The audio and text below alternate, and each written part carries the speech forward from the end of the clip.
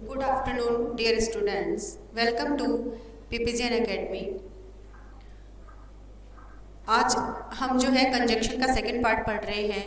Conjunction के first part में हमने कंजक्शन की डेफिनेशंस और उसके कुछ पार्ट्स के बारे में हमने पढ़ा था, जैसे कि एंड, बट, और, सो, इफ, अनटिल, बिकॉज, इनके बारे में जो है हम पढ़ चुके थे।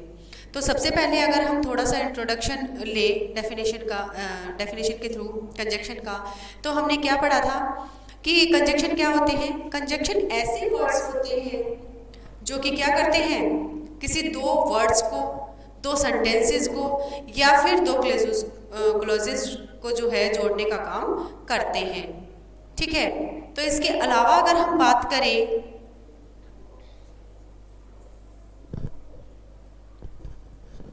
आगे के कंजक्शन की, तो आगे के कंजक्शन जो हैं वो हम अभी पढ़ रहे हैं। तो देखिए, एंड, बट, और, सो, इफ और अनटिल और बिकॉज तो हम पढ़ चुके हैं। इसका हिंदी अर्थ भी मैंने बता दिया था विद एग्जांपल कि कैसे जो है इनका यूज होगा। आइए नेक्स्ट पढ़ते हैं। नेक्स्ट आपके आता है 8 नंबर पे, 7 हम कर चुके हैं, 8 नंबर वाला आता है दैट। तो दैट का जो नॉर्मल हिंदी जो इसकी मीनिंग निकलेगी, जो अर्थ निकलेगा, वो आप सबको पता ही है कि क्या होता है, वह। क्या होता है इसका, वह। It is use to join, it is use to join the two different clauses,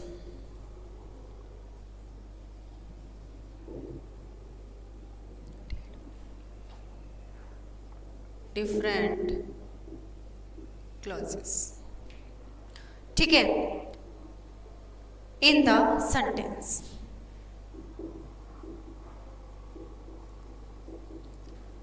in the sentences कि दो अलग प्रकार के जो क्लॉजेस होंगे सेंटेंस के अंदर, उनको जोड़ने का जो है वो काम करेगा।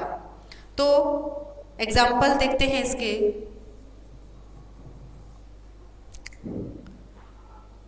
They told me that, they told me that she was a pot.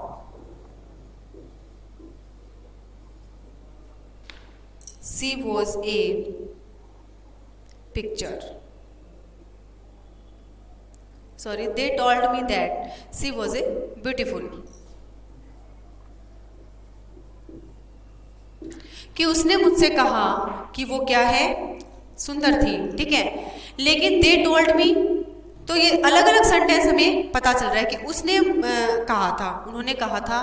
तो यहाँ पे जो दैट यूज हो रहा है वो किसका काम कर रहा है, कंजक्शन का काम कर रहा है, दो क्लॉजेस को जोड़ने का काम कर रहा है, और इनसे मिलकर ही पूरा सेंटेंस बन रहा है। फिर आपके नेक्स्ट आता है सेकेंड नंबर पे आपके, they know that, they know that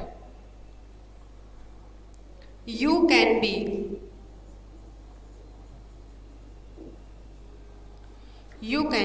handy।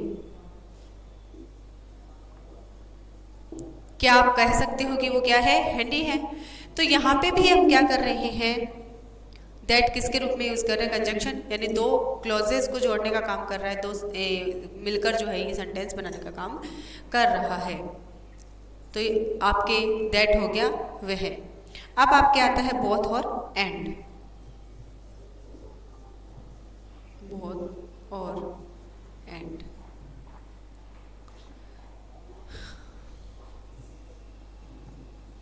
वैसे इसका इस्तेमाल जो है हम इसी रूप में ही लेते हैं, और तो मैंने वैसे लिखा दिया था कि बोथ और and. It is use to combine two ideas, it is used to combine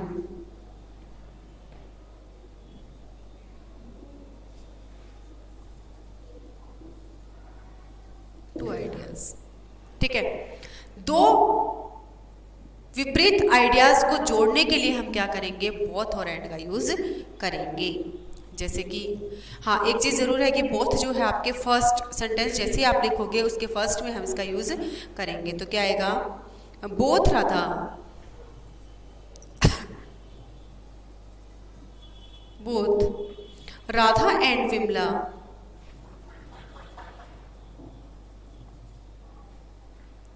takes tea. ठीक है, ये आपका बन गया सेंटेंस फर्स्ट। मैंने बताया आपको कि बोथ जो है सबसे पहले यूज में होगा, यूज हम करेंगे बोथ का। और दूसरा है both Hari and,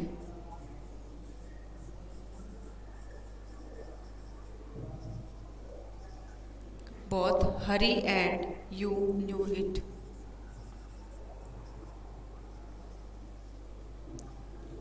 knew it कि दोनों ही, दोनों कौन है, हरी और तुम दोनों ही न्यू इट जानते हो।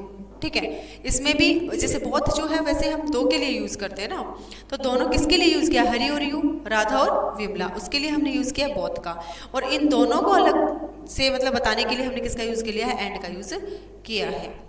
फिर आपके आता है 10 नंबर पे आइदर और।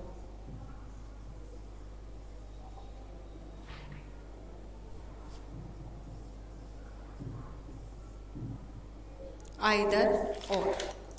It is used to show. It is used to show choice between.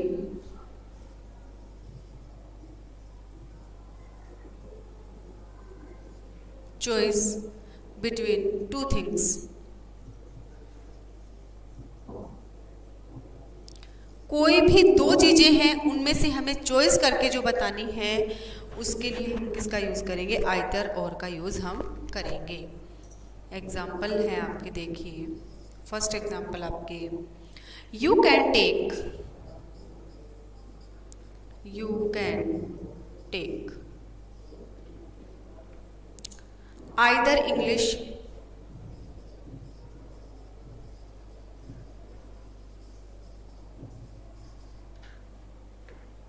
और हिस्ट्री।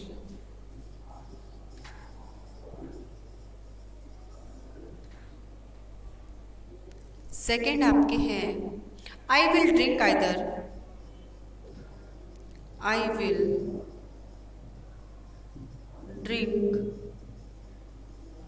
Either cold coffee. देखिए इसमें से चॉइस पूछ ली ना, कि किन्हीं दो थिंग्स में से हम क्या कर रहे हैं, चॉइस पूछ रहे हैं। जैसे कि you can take either English और हिस्ट्री, कि आप जो है किसको पसंद करोगे, किसको प्रेफर करोगे लेना, वो आपकी इच्छा है कि आप इंग्लिश लेना चाहते हो या हिस्ट्री लेना चाहते हो। सेकंड है आई विल ड्रिंक, आपको भाई ड्रिंक पीना है या फिर कोल्ड कॉफ़ी पीनी है। ठीक है, कोल्ड ड्रिंक पीना है या फिर कोल्ड कॉफ़ी पीनी है, इसमें भी क्या है आपकी चॉइस है।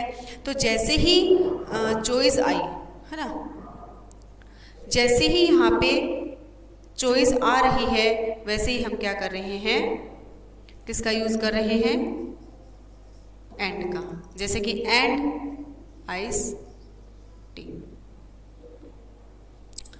आई विल ड्रिंक, कि आप क्या प्रेफर करोगे, क्या पसंद करोगे, कोल्ड कॉफ़ी पसंद करोगे या आइस टी पसंद करोगे, यानी कि ठंडी जो आपकी टी है वो पसंद करोगे या फिर कोल्ड कॉफ़ी आप पसंद करोगे। तो इसमें से हम प्रेफर कर रहे हैं, चॉइस कर रहे हैं टू आइडियाज़, जो कि आइडियाज़ भी क्या है, थिंग्स वाले हैं, कि जैसे कि इंग्लिश और हिस्ट्री वाला मैंने दिया आपको, कोल्ड कॉफ़ी और आइस टी वाला दिया है। तो ये आपके हो गए दैट, बोथ, एंड आइदर और। ये आपके कंजंक्शंस हैं। इसके आगे वाले कंजंक्शन हम पढ़ते हैं, देखिए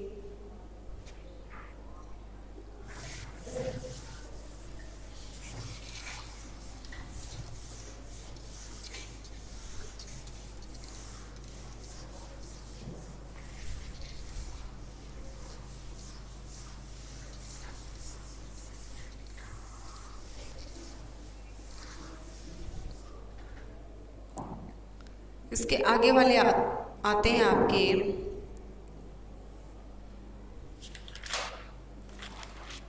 नाइदर नॉर, 11 नंबर पे जो आपके आ रहा है वो आ रहा है नाइदर नॉर, ना केवल, neither nor.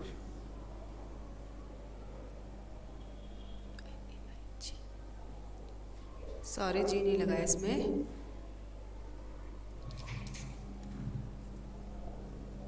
NEIGHTER।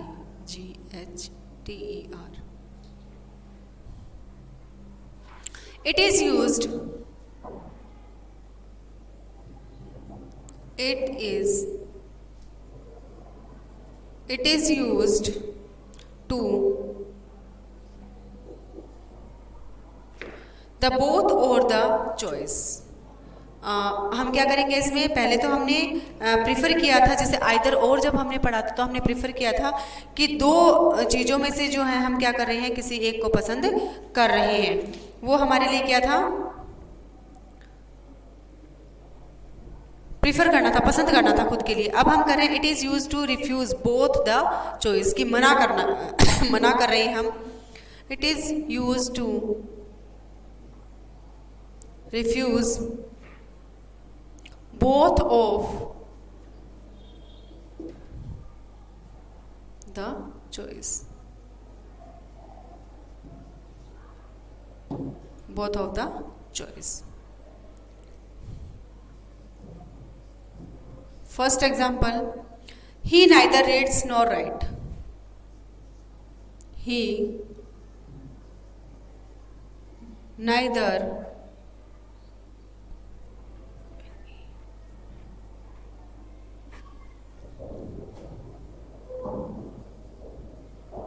Nor writes. इसमें देखिए क्या था, he neither reads and nor writes, कि हम जो हैं वह जो है वह क्या कर रहा है, ना तो पढ़ना पसंद करता है और ना ही केवल लिखना पसंद करता है। तो इसमें रिफ्यूज़ आया, देखिए रिफ्यूज़ आया, तो रिफ्यूज़ का मतलब क्या होता है, मना करना। ठीक है, वो किसी भी चीज़ को जो है पसंद नहीं कर रहे हैं। 2 थिंग्स है, 3 थिंग्स है, जितनी भी चीज़ें हैं उसको वो किसी को प्रेफर नहीं कर रहे हैं, इसलिए यहाँ पे क्या आएगा, नाइदर का यूज होगा। फिर आपके आता है he will go to, he will go to neither Jaipur,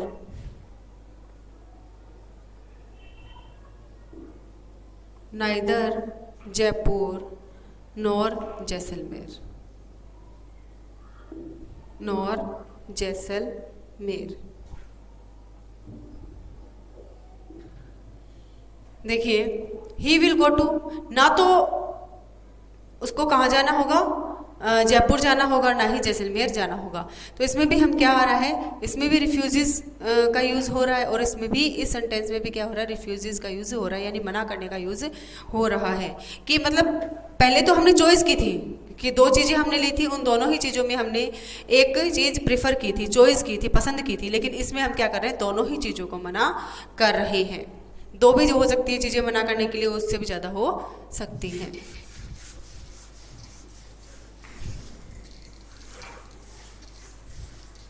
फिर आपके आता है next, not only but also.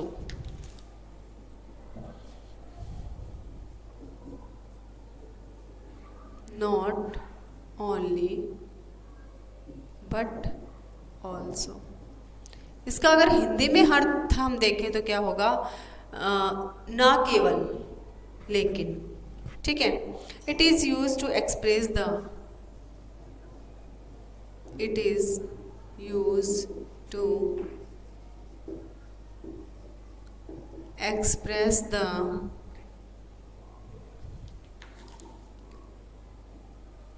merging of more than, merging of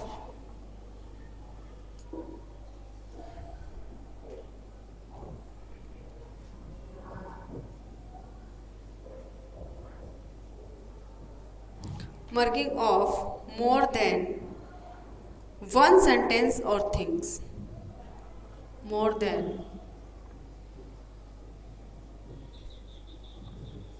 sentence and think,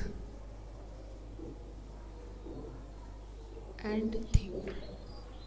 She is not only a dancer. जैसे कि इसमें क्या होगा कि एक चीज़ तो हम करेंगे ही, उसमें ना केवल बट यानी लेकिन, कि किसी भी चीज़ के लिए ना कर रहे हैं लेकिन उसके अलावा भी हम दूसरा काम कर रहे हैं, उसके बारे में भी इसका यूज़ होता है। फर्स्ट है आपके she is not only a dancer. She is not, ना केवल, नॉट ओनली ए डांसर, ठीक है, but also a singer, but also a singer. अब देखिए इसमें, इस वाले एग्जाम्पल में she is not only a dancer, कि वो डांसर ही नहीं है बल्कि क्या है, एक सिंगर भी है। कि सी इज़ नॉट ओनली, ना केवल वो डांसर है लेकिन वो सिंगर भी है। सेकंड आता है इसमें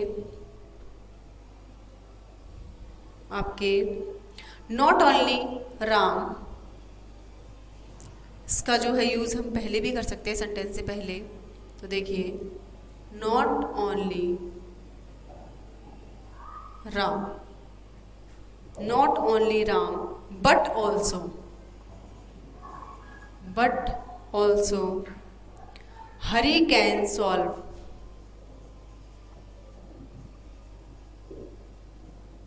Hari can solve this problem.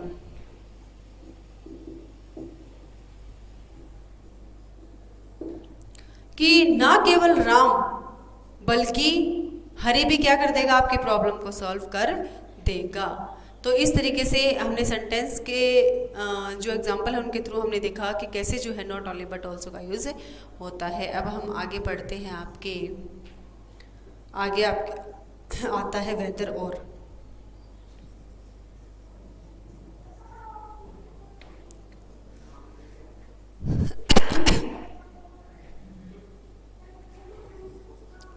Weather और, ठीक है, वेदर और it is use to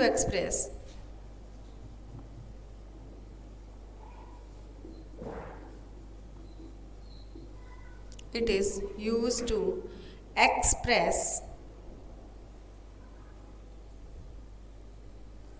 doubt और चॉइस।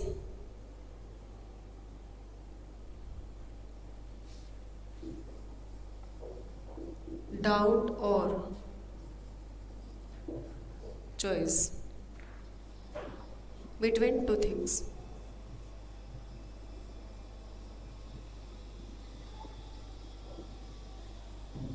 अब देखो वेदर और, इसमें क्या करेंगे हम, किस बारे में बताया गया है, डाउट, कि अगर कोई संदेह है या फिर हमें किसी भी दो थिंग्स के बीच में तुलना करनी है, अपनी पसंद को आगे रखना है, तो हम क्या करेंगे, किसका यूज़ करेंगे, वेदर का यूज़ करेंगे। एग्जाम्पल देखिए आप,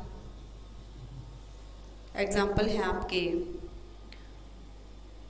tell me whether you will do it और नॉट। क्या है इसमें, tell me whether,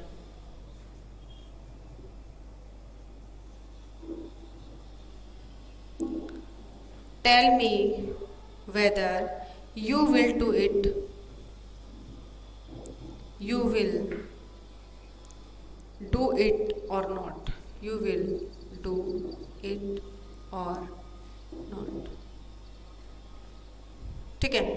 tell me weather, क्या तुम मुझे बता सकते हो, यू विल डू, कि तुम ये काम करोगे या नहीं करोगे। सेकंड आपके आता है do you know whether, do you know,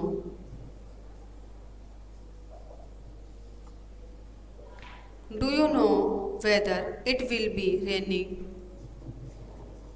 it will be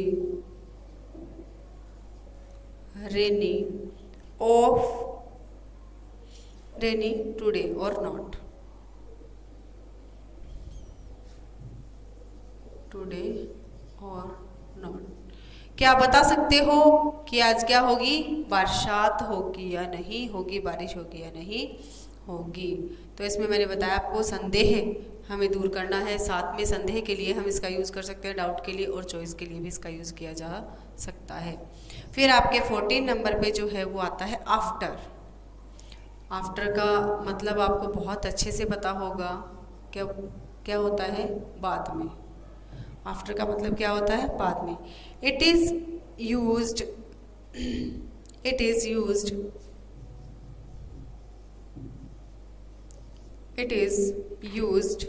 to express the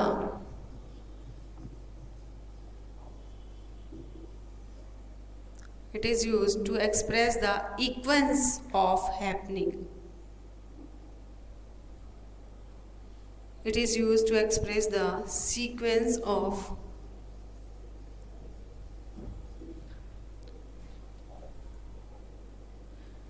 happening.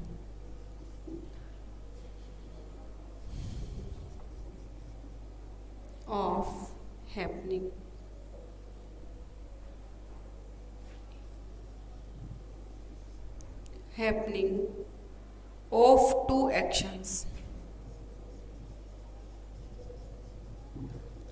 कहाँ पे हम इसका यूज़ करेंगे, सीक्वेंस में, कि एक काम जैसे हो रहा है तो वो उसके दूसरे काम के बाद ही होगा, या फिर पहले वाले काम के बाद ही हम दूसरा काम स्टार्ट करेंगे, या फिर कोई और भी चीज़ हो सकती है।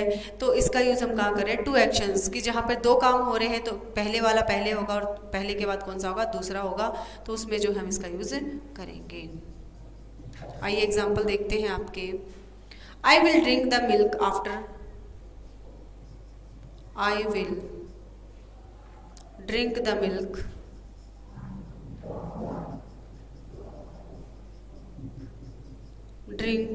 milk after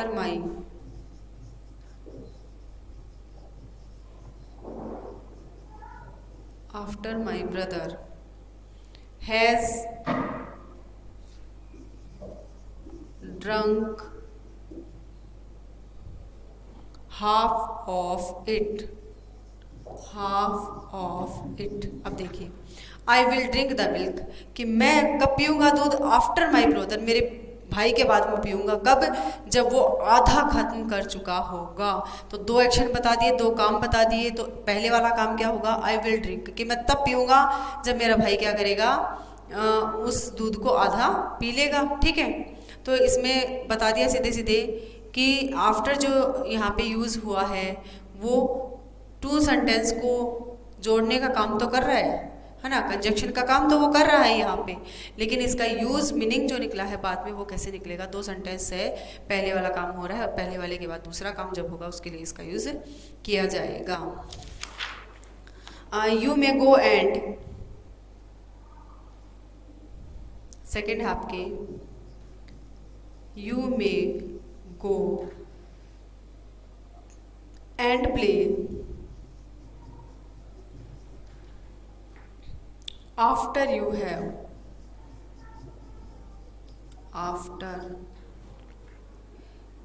have disease।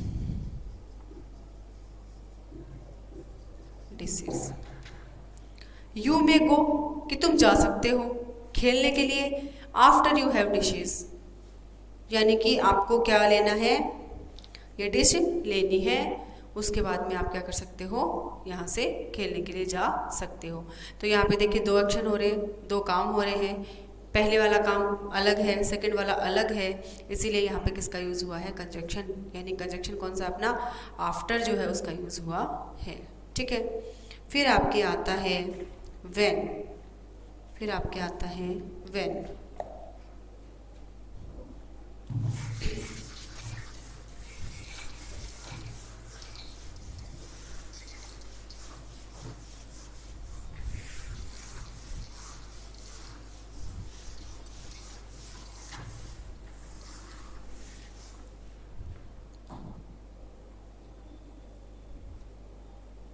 फिर आपके आता है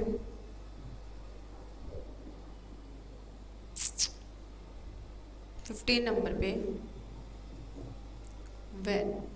वैन का मतलब अगर हम वैसे देखें तो क्या निकलता है, कब। और रिलेटिव प्रोनाउन में अगर हम इसका यूज़ करते हैं तो क्या होता है, इसका मतलब जब। ठीक है, ये मैंने आपको WH फैमिली के जो वर्ड्स पढ़ाए थे तब मैंने बताया था आपको। तो it show the time, it show the time related to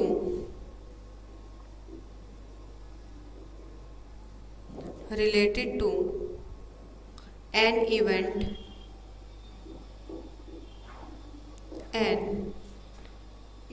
in a sentence.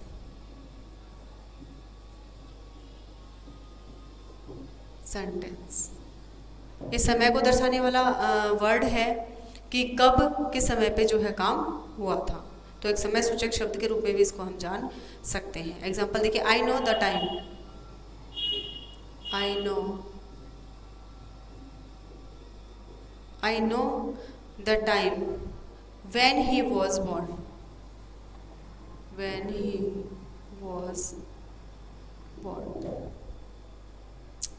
बीच में आया है तो कब का क्या बन गया, जब बन गया है। रिलेटिव प्रोनाउन में या फिर रिलेटिव वर्ड्स में हमने ये चीज़ें पढ़ी थी।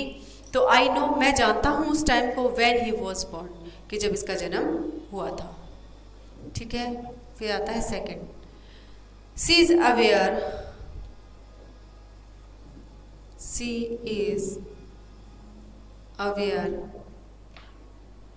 when they could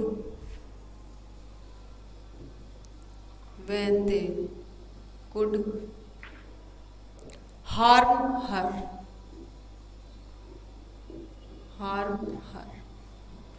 देखिए अब सी इज अवेयर, उसको जागरूक होना चाहिए कब, जब कुछ भी गलत हो, हार्म हर, उसको नुकसान पहुंचे। ठीक है, तो यहाँ पे भी जो वैन का यूज़ हुआ है और यहाँ पे भी है, सेंटेंस के बीच में आ रहे हैं ये, इसलिए आप किसका यूज़ होगा, कब की जगह हम जब का यूज़ इसमें करेंगे। फिर आपके 60 नंबर पे आता है बिफोर। बिफोर का मतलब होता है पहले, ये तो आप सभी को पता है। तो it is used to show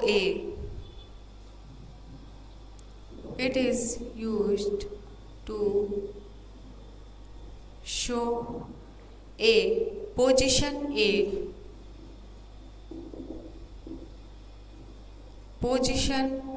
A time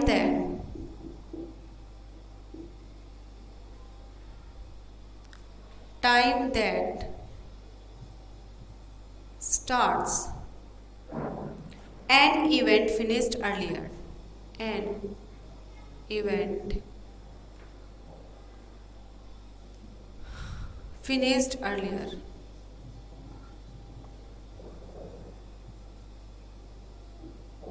कि जल्दी से जल्दी जो वो काम है वो समाप्त होना चाहिए। और क्या बताया इसमें, it is used to show a position, स्थिति को बता रहा है, समय को बता रहा है कि कब जो है शुरुआत होगी किसी समय की। तो get ready to before,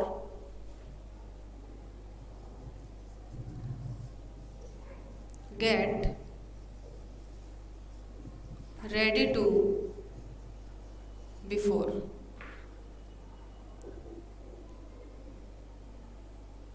the jury.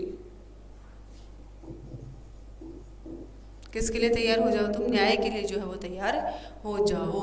तो बिफोर पहले, जैसे कोई भी हम काम कर रहे हैं या फिर कोई भी एक्शन हमारे साथ हो रहा है, तो उससे पहले हम क्या करें, खुद को तैयार करें, प्रिपेयर करें, या फिर किसी चीज़ के लिए, किसी भी काम के लिए हम बिफोर का यूज़ कर सकते हैं कि पहले के लिए, कि दूसरा काम जब होगा उससे पहले हम क्या करेंगे, पहले वाले जो इवेंटेड है उसको हम खत्म कर चुके होंगे, पहले वाले काम को हम पूरा कर चुके होंगे। ठीक है, नेक्स्ट आपके आता है अनलेस, जब तक।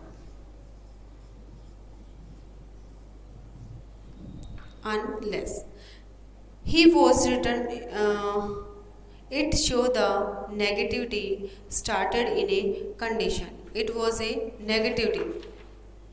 तो इसमें हम क्या करेंगे, अब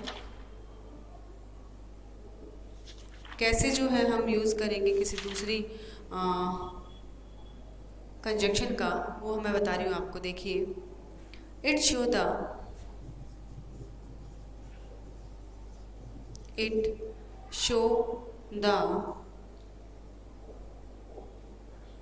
negativity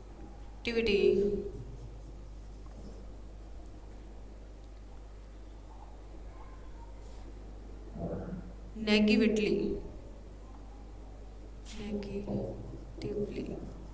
negatively started in a condition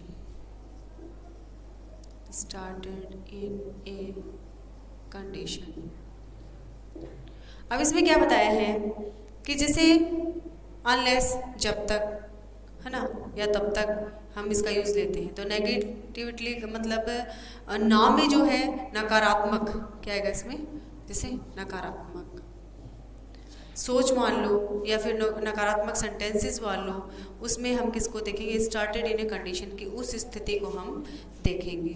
ठीक है, एग्जाम्पल इसमें आते हैं, you will not pass, you will not pass unless you study,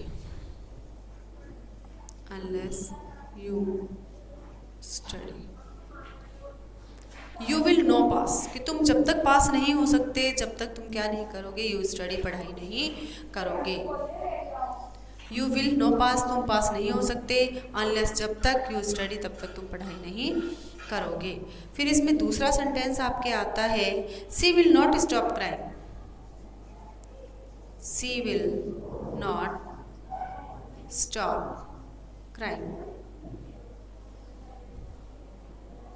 C will not stop crime unless the she must her father, unless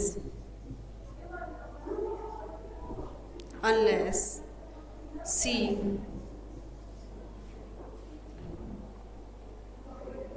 must her father,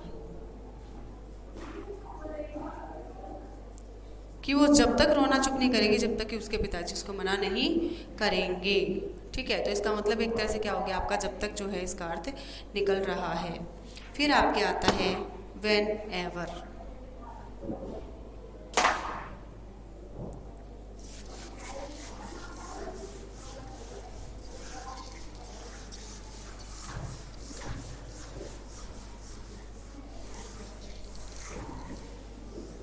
फिर आपके आता है when ever.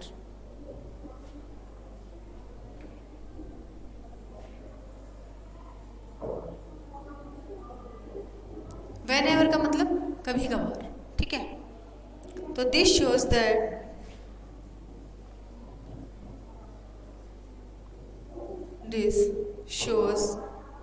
The definite situation,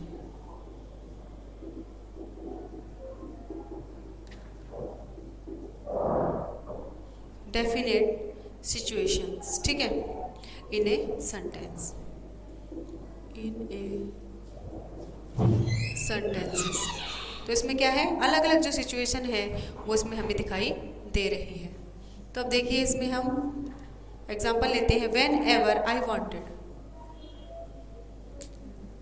when ever I wanted,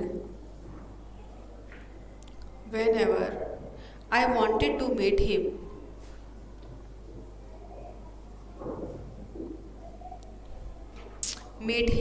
he didn't come,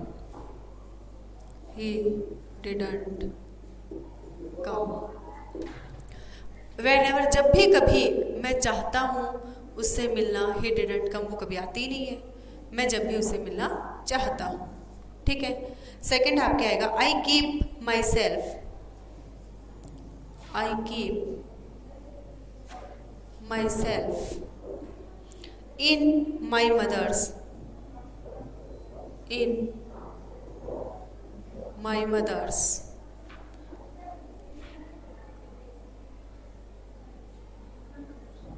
cup whenever I feel sad, जब मेरी mother ने जो है अपने सेल्फ में क्या रखती, गैप रख दी, तो मुझे बहुत ही ज़्यादा बुरा फील हुआ था। ये किस में आएगा, आपके व्हेन एवर में आएगा। अब आपके आता है 19 नंबर पे आपके वेयर। ठीक है, वेयर आता है, it show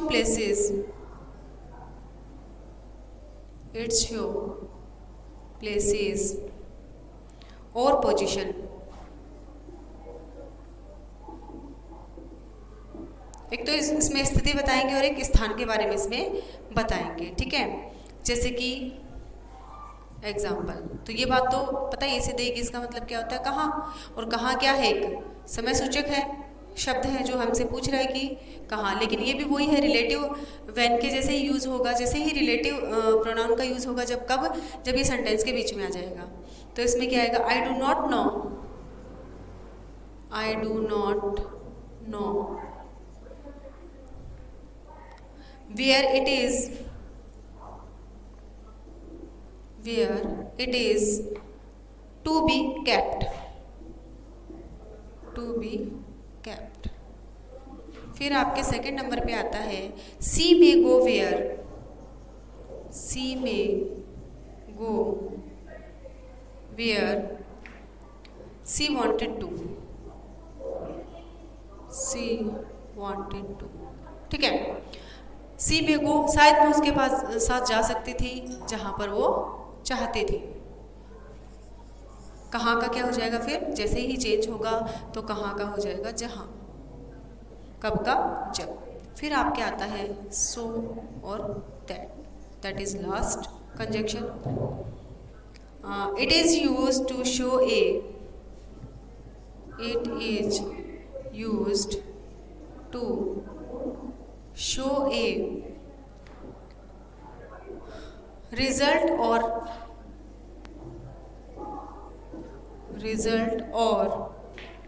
an out of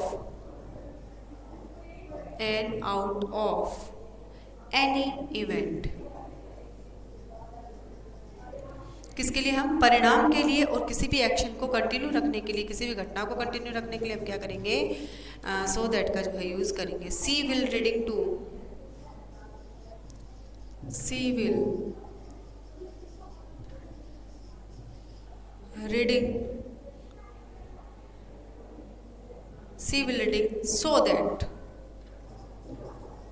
so that she can pass. अगर वो अपनी पढ़ाई को निरंतर जारी रख रही है तो वो क्या हो जाएगी, पास हो जाएगी। फिर आपके सेकंड आता है India is planning, India is planning to enter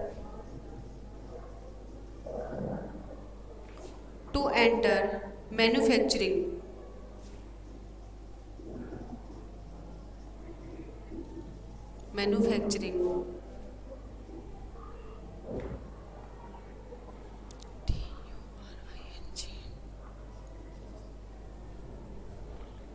so that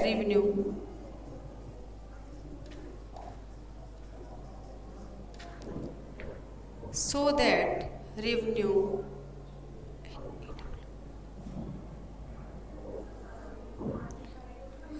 can be generated,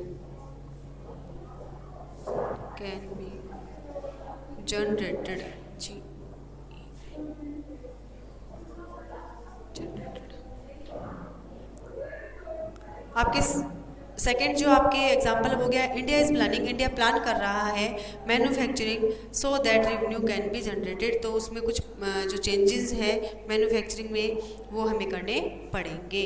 तो दैट रेवेन्यू, एक नई शुरुआत जो है वो जनरेट होगी, ठीक है। तो इसमें देखिए सो दैट का यूज़ इस प्रकार से हुआ है। तो आपके कंजक्शन जो है वो पूरे हो चुके हैं। तो जिस तरीके से मैंने आपको बताए हैं उसी तरीके से अगर आप प्रैक्टिस करोगे तो कंजक्शन आपके क्लियर हो जाएंगे। जैसे कि वैन एवर है, वेयर है, वैन और वेयर तो जैसे हमने यूज़ किया ही था। तो अगर हम सीधे ही सेंटेंस के पहले इसका यूज़ करते हैं तो क्या होता है, क्वेश्चन बनता है। और अगर इसको सेंटेंस के बीच में यूज़ हम कर रहे हैं तो क्या होगा, क्या बनेगा, प्रोनाउन जो है रिलेटिव प्रोनाउन में हमने जैसे पढ़ा था तो उसका अर्थ जो है बिल्कुल चेंज हो जाता है। वैन कब, तो क्या हो जाएगा जब। जैसे कि वेयर कहाँ है तो क्या हो जाएगा जहाँ। Okay, goodbye and take care.